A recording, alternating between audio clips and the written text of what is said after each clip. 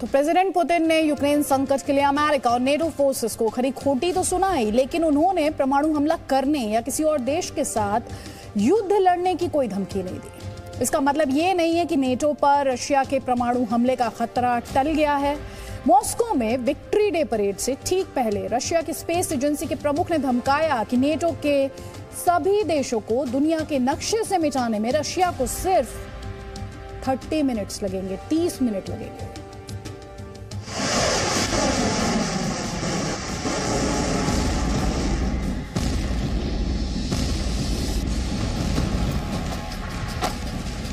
Ukraine में रूस की जो मिसाइलें कहर बरपा रही हैं, उससे कई गुना ज्यादा खतरनाक मिसाइलें मॉस्को में विक्ट्री डे परेड में थी।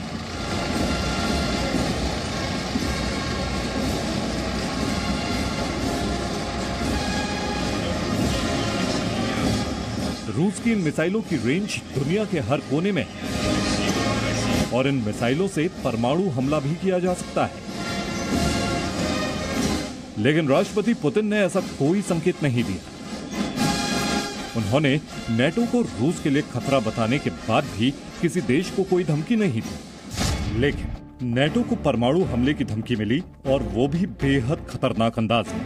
रूस की स्पेस एजेंसी रोसकोसमोस के प्रमुख दिमित्री रोगोजिन ने टेलीग्राम ऐप पर पोस्ट लिखा, जिसमें उन्होंने चेतावनी दी कि अगर परमाणु युद्ध की नौबत आई तो नेटो के सभी देशों को रूस महज 30 मिनट में खत्म कर देगा। इसीलिए भलाई इसी में है कि नेटो ऐसे हालात न पैदा करे। परमाणु युद्ध की स्थिति पैदा करने की इजाजत किसी को नहीं दी जा सकती, क्योंकि इसका दुष्परिणाम पूरी धरती को भुगतना पड़ेगा। दिमित्री रोगोजिन को राष्ट्रपति पुतिन का बहुत करीबी माना जाता है और वो रूस के पूर्व उप प्रधानमंत्री भी हैं। इसीलिए नेटो के सदस्य देशों को आधे घंटे में मिटा देने की उनकी धमकी को अमेरिका और यूरोप के देशों में काफी गंभीरता से लिया जा रहा है। राष्ट्रपति पुतिन समेत रूस के सभी लोगों की नजर में नेटो इसलिए विलन बना हुआ है क्योंकि यूक्रेन को लड़ने के लिए हथियार नेटो के देश ही दे रहे हैं।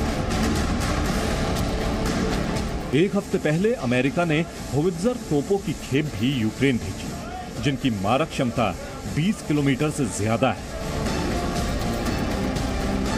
अमेरिका और यूरोप से मिले हथियारों के दम पर ही यूक्रेन 75 दिनों से रूस के सामने टिका हुआ है और हर बीतते दिन के साथ रूस के लोग उन देशों पर हमले की चेतावनी दे रहे हैं जो यूक्रेन को हथियार भेज रहे हैं। कुछ दिन पहले ही ब्रिटेन की विदेश मंत्री लिज ट्रस ने यूक्रेन को लड़ाकू विमान और टैंक देने की वकालत की थी। Heavy weapons, tanks, aeroplanes, digging deep in our inventories, ramping up production. We need to do all of this. Our sanctions have already seen Russia facing its first external debt default for a century, and we need to go further. There must be nowhere for Putin to fund this appalling war. इस बयान के बाद रूस की सरकारी media ने Britain को भी परमाणु हमले की चेतावनी दी थी। उसकी भाषा भी रूस की स्पेस एजेंसी के चीफ जैसी ही थी।